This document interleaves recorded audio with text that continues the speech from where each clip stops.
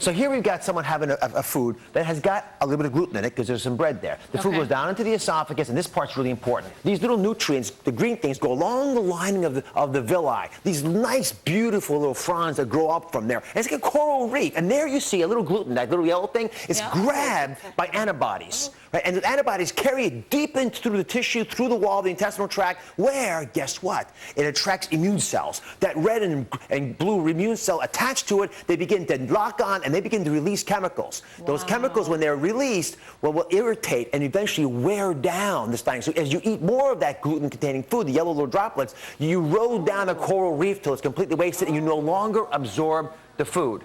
Wow. So it's like a taxing.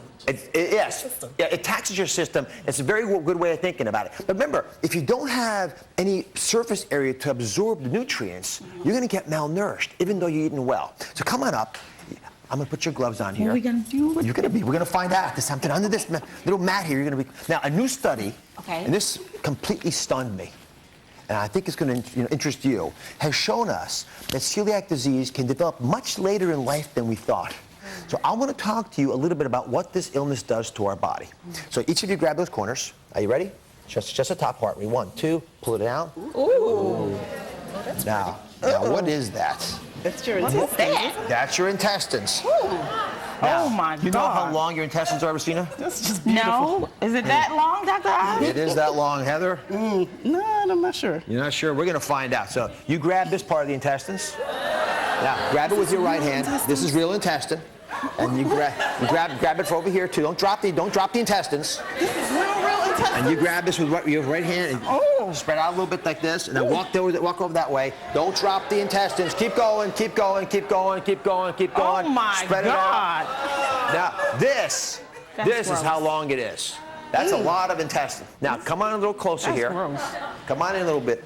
And if we look at this lining and look at the image behind me, You can smell it. right, you'll be able to see what this lining really looks like when it's closed up. What are you biting it? What are you doing? It looks like chicken. It looks like chicken. It looks like chicken grease. It could be. Chicken fat. I've never That's what it heard looks this. like. Yeah, chicken fat. fat. Yes, I get that completely. Oh, so this is like But- people who eat chitlins. Yes, it's like chitlins. I knew this. Human chitlins. Yeah, but I wouldn't. Yeah, but the problem. eating We're not gonna. Well, the problem, of course, is people who have this problem. They can't absorb any of the food they're eating, no matter what it is. And if you don't have that absorptive surface that's able to pull those nutrients into your body, you can have 20 feet. And it won't make a difference. So let me talk to you a little bit about. By the way, gluten. This is critical. Gluten intolerance is different from celiac disease, right? Okay. Celiac disease means you've got those antibodies that I showed you in the animation. You can take your gloves off. Intolerance to gluten just means you get stomach cramps. Now, the question then becomes, how big of a surface area is on these 20 feet of intestines? So we're going to figure that out. Come on over. Let's take a little walk over here. Take your hand Go to this part of the audience. Now, let's walk on. Now, this part of the audience has been kind enough to help us with this. We can actually have about the size of a tennis court of surface area. So let's grab this parachute here, and we're going to cover up as much of the audience as we think represents this. Let's walk it down, walk it down, walk it down. All right. You think that's about right? Yes. That's crazy. It can't be that much. You think it's that much? It's not that much? It is that much. Oh, You're okay. right.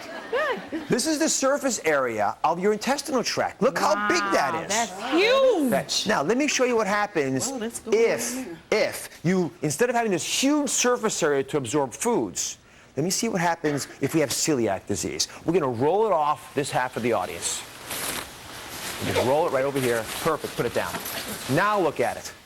Now look at it. So it's half. You have lost half of the surface area of your intestinal tract. Half the food you eat gets into your system, half the nutrients are absorbed, you're half as energetic, half as able to deal with the stresses of life, and half the person you were because you've got this problem. And you know what? If it's untreated, it can be deadly for this reason. You guys can pull it off your heads. Thank you very much. So, the only real cure is abstinence. You got to avoid gluten. So, we're going to talk a little bit about what foods have gluten in them and which ones don't. So I've broken this table into foods that have gluten and gluten-free. So what's gluten-free? Rice, potatoes, and milk. Okay. Oh. People don't appreciate that condiments will often have gluten in them. Vitamins will often have gluten in them before they put the components in there. And so in all these cases, you actually have to look at the food labels. Now, once managed, that inflammation will go down. But if you have celiac disease, it could take years to get back to full speed. If it's gluten intolerance, it only takes a few weeks for the issues to go away. That's why we always do a 2-week plan. For 2 weeks, be smart about whether there's gluten in there and see if you get better. Right? Oh, okay. Heather, Rosina, you guys have been wonderful. Thank you, Dr. Thank you very much. We'll be right back.